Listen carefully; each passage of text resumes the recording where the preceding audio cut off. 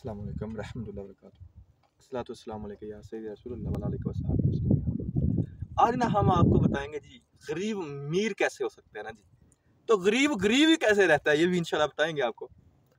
اصل نا غریب کی جو سوچ ہوتی ہے نا جی، وہ یہ ہوتی ہے کہ لوگ مجھے دیں صدقہ خیرات، یعنی کہ جو بھی معاملات ہیں مجھے ملے سارا کچھ نا جی، تو یہ کبھی اس نے سوچا نہیں۔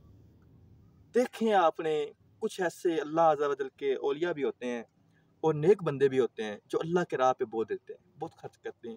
جو غریب کی سوچ ہوتی ہے نا جی، یہ نہیں ہوتی، اس کی یہی ہوتی ہے بس مجھے ملے۔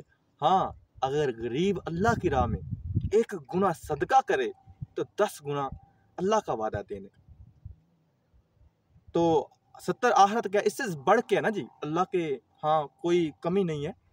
تو بات کرنے کا مقصد ہے جو بندہ غریب ہے چاہے امیر ہے، غریب غور سے میری بات سنے، اگر وہ اس کی آمدن ہے 1000 روپیہ، کچھ نہیں نا جی، کچھ نہیں، تو 10 سے 20 روپے اللہ عز و جل کی راہ میں خرچ کرے، انشاءاللہ آپ کو پتہ 10 کرے گا 100 ملے گا، 20 کرے گا 200 ملے گا، اگر 1000 کیا تو کتنے 10,000 مل گئے۔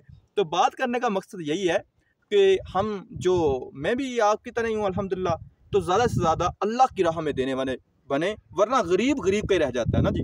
جو غریب ہوتا ہے وہ غریب ہی رہ جاتا ہے، کیوں؟ اللہ کے راہ پہ خرچ ہی نہیں کرتا، تو پھر کہتا جی میرے پاس ہے ہی نہیں، میرے پاس وسائل نہیں۔ اور یار اللہ کے راہ پہ خرچ کر تو دیکھ، تو پھر دیکھنا اللہ کتنا دیتا ہے۔ ٹھیک ہے، مجھے دیجیے اجازت، اللہ حافظ۔